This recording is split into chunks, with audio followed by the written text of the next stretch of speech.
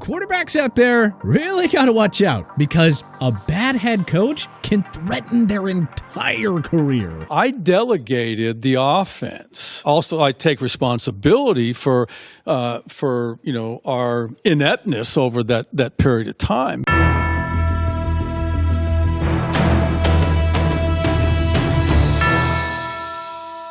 Here are the 5 worst QB killer head coaches in NFL history and the 5 all-time best QB gurus. QB killer, Jeff Fisher.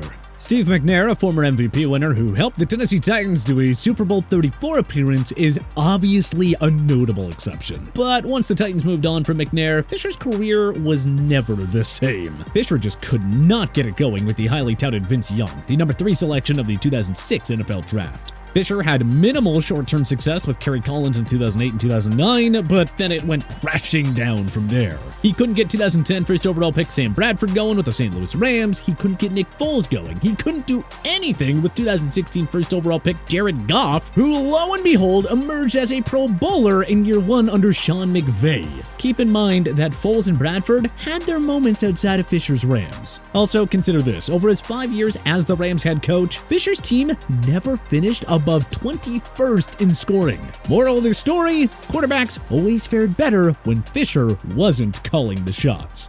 QB guru, Andy Reid. Not only is Reid making a case for the best coach in NFL history, but he looks like he'll retire as the greatest offensive-minded coach / QB guru ever. Pure and simple. First, Reid made Donovan McNabb a 6-time Pro Bowler and, if you ask us, an all-time great Hall of Fame snub. The Eagles were a juggernaut during the McNabb-Reid era, leading the franchise to 5 NFC Championship games and a Super Bowl appearance. Then Reid turns ex-Atlanta Falcons star Michael Vick into a 2010 Comeback Player of the Year award winner as Vick powered the Eagles to an NFC East Division crown. After leaving for the Kansas City Chiefs, Reid worked magic with Alex Highsmith and turned the frustrating ex-San Francisco 49er into a 3-time Pro Bowler. Smith led KC to 5 straight winning seasons, 4 playoff berths, and 2 division titles. And then there's that whole Patrick Mahomes guy. Reid and Mahomes have only led the Chiefs to the top of the NFL with 2 Super Bowl championships over the first 5 seasons together. Mahomes is only the best player in the NFL, and he has a real chance of going down as the best to ever do it. And I think a lot of the kudos has to go to Andy Reid. QB killer, Adam Gase. Gase was the Denver Broncos offensive coordinator from 2013 to 2014. But as the entire football world knows, Peyton Manning didn't exactly need an offensive coordinator. He was pretty much the OC. Nonetheless, Gase got a lot of credit for the success of that 2013 Broncos offense that recorded a single-season record 606 points. That year, Manning broke the single-season record for passing yards and passing touchdowns, too. After the 2014 season, the Broncos changed up their coaching staff. John Fox went to Chicago, and he hired Gase to serve as his OC. Unsurprisingly, Gase wasn't able to transform Jay Cutler's career in his one stop in the Windy City. The Miami Dolphins hired Gase as their new head coach in 2018. Ryan Tannehill didn't exactly have his best years under Gase, and Miami finished 17th, 28th, and 26th in scoring over his 3 seasons there. The year Tannehill left Miami and went to the Tennessee Titans, he had a career year, winning Comeback Player of the Year honors while leading his club to the 2019 AFC Championship game. Yeah, go figure. The New York Jets mind-numbingly hired Gase as their new head coach in 2019, hoping that he would be able to fix 2018 third overall pick Sam Darnold. Well, in Gase's 2 seasons with the Jets, the team ranked 31st and 32nd in scoring. Now, not that he was great in his 2 years with the Carolina Panthers, but Darnold was at least better there compared to what we saw when he worked with Gase in New York. Now, if that doesn't make Gase a QB killer, then who is? QB guru? Sean McVay. McVay was Washington's offensive coordinator from 2014 to 2016. Kirk Cousins led the club to winning seasons in 2015 and 2016, including an NFC East Division title in the former year. McVay was hired to be the new head coach for the Los Angeles Rams in 2017. Jared Goff broke out in year 2, powering a Rams offense that averaged a league-leading 29.9 points per game. A year later, Goff's Rams finished 2nd in scoring and reached the Super Bowl, falling to the dynastic New England Patriots.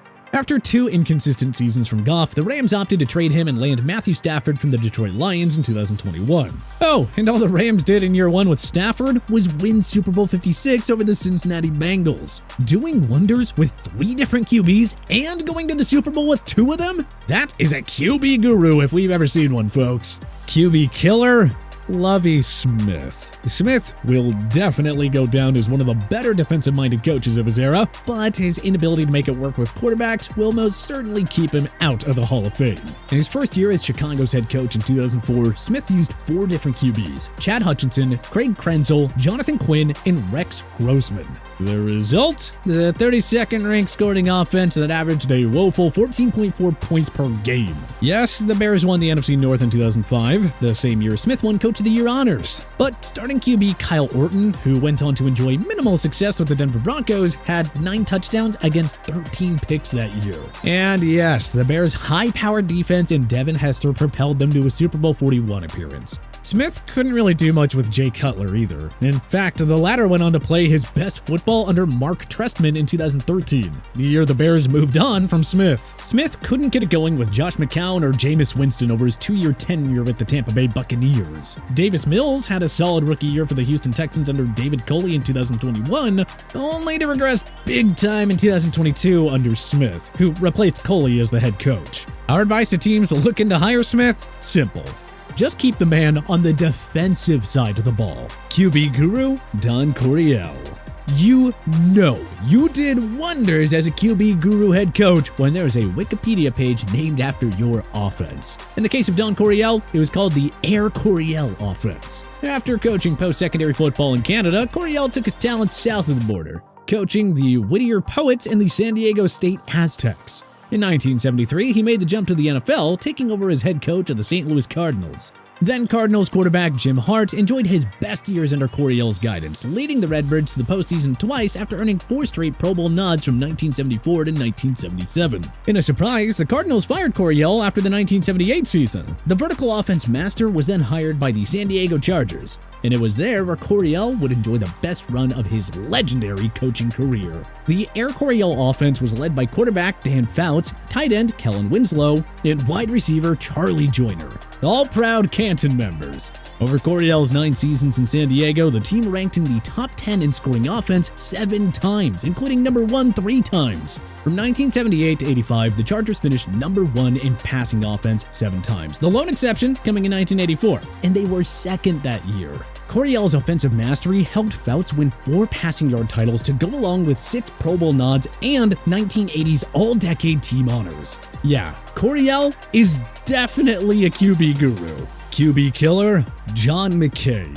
After a storied run at USC that was headlined by 4 national championship banners, McKay was hired to coach the expansion Tampa Bay Buccaneers franchise in 1976. Incredibly, McKay lasted 9 years in the role despite a brutal 335 winning percentage. And his awful work with quarterbacks was always the key factor. Doug Williams was a mediocre starting QB under McKay, and then he went on to win a Super Bowl as Washington's starter in 1987. Over McKay's 9 years as Tampa's head coach, they finished 21st or lower in scoring 6 times.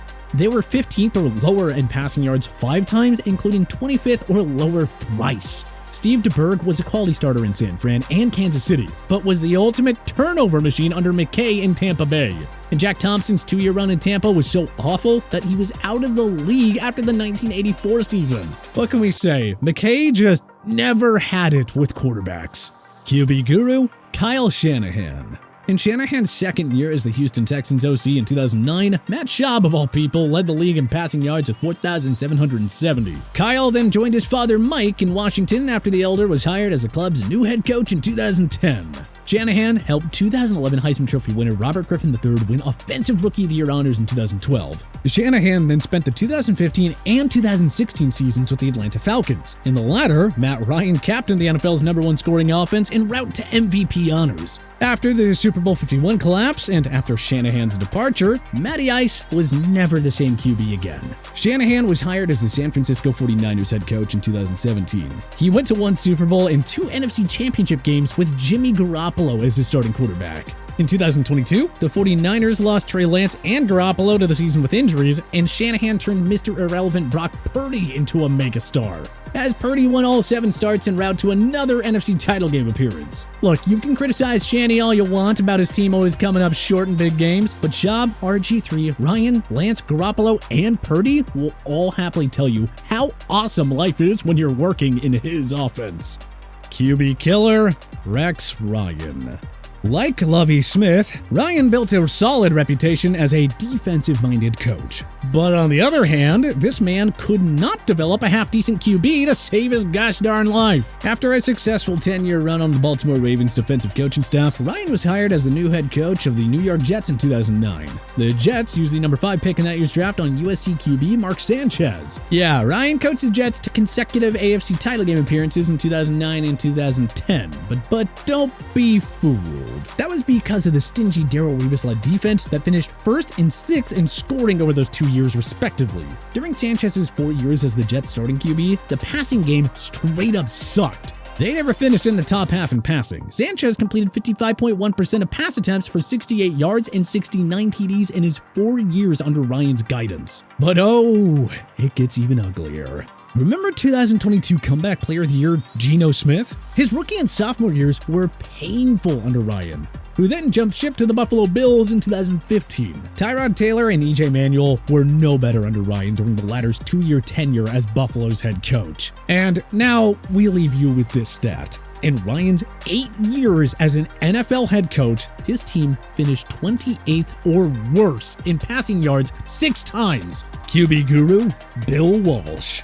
Walsh created the West Coast offense, which ended up being a game changer in the NFL. If you're like us, where you dig the pass-happy game, you owe a huge debt of gratitude to the late Mr. Walsh. After 2 years as the head coach of Stanford, Walsh was hired as the San Francisco 49ers' new boss in 1979. That same year, the team drafted some guy named Joe Montana with the number 82 pick. Yeah, Walsh turned Montana into the best quarterback of NFL history up to that point. Joe Cool led the 49ers to 4 Super Bowl championships in the 80s. But it wasn't just Montana who crafted a Hall of Fame QB career under Walsh. Montana's successor, Steve Young, flopped in Tampa, but got a fresh start when San Francisco traded for him in 1987. Walsh left the 49ers in 1988, but his mentoring and masterful work with Young helped the latter continue San Fran's dynasty. It is no coincidence that Young went from bust in Tampa to arguably a top 10 QB of all time under Walsh. That was the luxury of playing for the ultimate